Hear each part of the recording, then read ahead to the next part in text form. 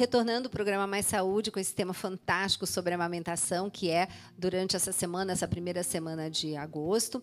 Lembrando que programas como esse são possíveis graças à sua generosidade, você que é sócio colaborador desta obra. E como você pode estar ajudando de diversas formas, mas também quando você compra material de evangelização ou os nossos livros, os livros do Dr. Roque, as palestras dele.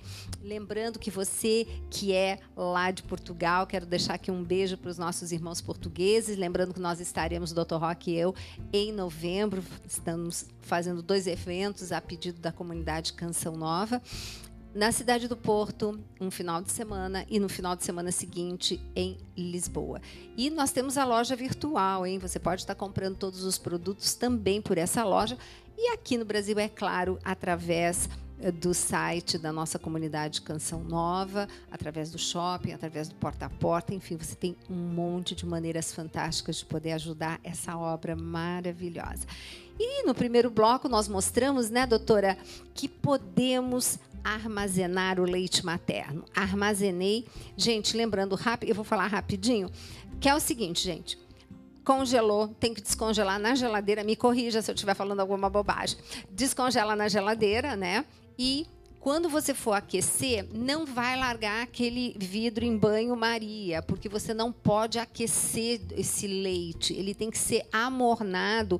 Então, conclusão, põe em banho-maria aquela água mais quentinha, põe, dá uma sacudidinha, bota de volta, e até chegar naquele morninho que tem que ser oferecido para a criança. Tá tudo certo por aqui? Isso, alguma isso observação a mais? Não, eu costumo dizer assim, que é banho-maria desligado. Isso. Então, a mulher vai colocar a pessoa, né, que for oferecer, às vezes nem é a mãe que está fazendo Exato. isso nesse momento, né? A pessoa que esteja aos cuidados do bebê. Ela vai colocar uma panela com água no fogo. A hora que a gente vê aquelas bolinhas assim, as que vão, né, começando a subir, que parece que vai ferver, aí essa é uma boa temperatura. Aí a gente desliga e coloca o frasco dentro, de forma que o importante para facilitar esse desgelo e o amornamento é que você também coloque assim, que a água cubra o espaço que está o leite, né? Que passe aquilo, então facilita. E aí a pessoa pode fazer esse movimento com a mão, né? E esse movimento, então, vai facilitar com que o leite vá se homogeneizando e também amornando. Bom, aí ele está pronto para ser oferecido para o bebê. Ok. Por que é melhor não oferecer mamadeira para essa criança?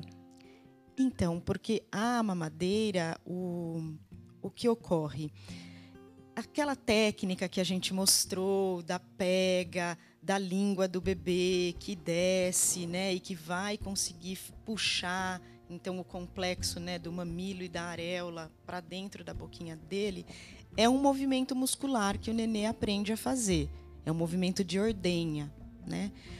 Quando essa criança é apresentada então para um outro tipo de bico, por exemplo, uma mamadeira, a técnica de ordenha é diferente. É outra musculatura que essa criança vai ter que usar. É uma musculatura que ela usa, né, o músculo da bochecha daí, né? Que ela faz esse movimento como se fosse de tomar um canudinho. E o movimento de mamar o peito é mais próximo com o movimento de lambida, né? Que é aquela coisa que desce a língua e vai fazendo esse movimento de ordenha. E, Fabiana, todo esse movimento de ordenha depois tem todo um envolvimento para que a criança depois consiga a articulação de palavras, essa movimentação toda, né? Isso, é o desenvolvimento orofacial. Então, não só do ponto de vista muscular, mas também do ponto de vista fonoaudiológico, ou seja, tanto da questão da respiração nasal, que é fundamental, né, para o desenvolvimento, crescimento e desenvolvimento da criança, e também para a questão da articulação da fala, das palavras. Quando a gente introduz, então, um outro tipo de bico, a gente coloca uma interferência nesse processo. E pode atrapalhar depois as mamadas de peito que a mãe vai oferecer, por exemplo, à noite ou logo cedo, antes de sair para o trabalho, não é? Pode atrapalhar. O bebê pode fazer uma coisa que a gente chama de confusão de bicos. E aí ele fica confuso, ou seja, ele não sabe exatamente qual é, então, a musculatura que eu tenho que usar nesse momento. Ele é muito pequenininho, né, para tomar decisões tão sérias. Exato. Né? E, Fabiana, qual é o melhor meio de oferecer esse leite para essa criança? A melhor forma de oferecer é pelo copo, porque o copo favorece o uso da musculatura de peito, ou seja, ele favorece essa coisa da língua, da lambida, né? Que a doutora Fabiana trouxe um copinho de plástico só ilustrativo, que o ideal realmente sempre é o de vidro, né? Então tem que ser num copinho desses. Um copinho desse tipo, em casa, por exemplo, a mãe ela pode inclusive usar assim uma xicrinha de uma café? Xícara, né, de borda, se for uma borda mais grossa até melhor. Né? Que favorece o oferecimento. E assim como eu mostrei, eu vou pegar o bebê aqui de novo, que eu acho que pode ajudar. Ó. Vamos lá, peraí. Então, assim como tem uma técnica para pôr o bebê no peito, também tem uma técnica para o oferecimento desse leite no copo. O cuidador, então, ele deve, de preferência, sentar esse bebê, pode cruzar a perna, de forma que essa criança fique de frente para ele, o que também dá segurança no procedimento, que ele está vendo o que está acontecendo com a criança, acomoda. E aí, se no peito, né, a gente tocava nessa região para estimular o reflexo de busca, no copinho, a gente vai tocar o lábio inferior, que é para, então, mostrar para ele, ó, ele vai abrir a boca. Nessa abertura de boca, ele vai vir assim, ó, com essa linguinha, como a gente está vendo aqui na boneca. Então, a linguinha ela vai entrar dentro do copo e ele vai fazer esse movimento de vai e vem com a língua, que é o movimento de ordenha, quando ele sente o líquido, o leite, né, no caso. Então, não é recomendado, por exemplo, que a gente vire assim, ó. É a própria criança, o próprio bebê que vai lamber, sorver esse leite. Isso é muito importante vocês estarem observando, porque não é fácil a gente estar tendo a oportunidade dessas informações. Então, é a linguinha do bebê que vai lá para dentro do copinho. Exatamente. Aí você, nossa, parece um cachorrinho, né? Fazendo um cachorrinho, um gatinho. Um gatinho lambendo o leitinho. Exato. É igualzinho, né? Exatamente. E é o próprio movimento de corpo do bebê também dá sinais de que está tudo bem. Uhum. Normalmente, eles fazem assim, né? Vem com a mãozinha próximo do copo também, ele quer, né? Então, esse movimento também faz, e à medida que ele vai ficando satisfeito, o cuidador vai percebendo aquele relaxamento, né? Tá. Os braços e tal. Um detalhe, nós falamos das 3 fases do leite. Como é que tem que ser essa ordenha para que tenha essas 3 fases do leite nesse leite? Então, o ideal nessa fase de coleta de leite, por exemplo, eu vou voltar a trabalhar daqui 15 dias. Então, o meu bebê vem, eu dou mamar para ele num peito, o outro peito eu faço a ordenha. Aí a outra mamada inverte, ele mama o outro peito, o outro eu faço a ordenha. Então, dentro da rotina de vida dessa mulher, por isso que é importante assim uma consulta, né? Uma coisa assim que você vai ouvir, você vai ver a rotina, qual é o estilo de trabalho, quanto tempo ela leva de deslocamento. Todas essas coisas precisam ser analisadas. E aí, diante disso, o profissional, junto com essa mãe, é como se fosse assim, que maneira que a gente pode fazer melhor, vai encontrando soluções, né?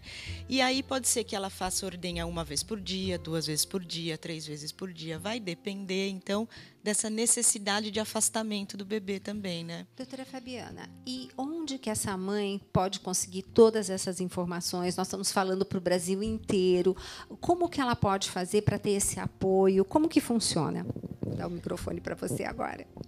Então, hoje em dia, a gente tem diversas instituições, né, que trabalham com apoio, né?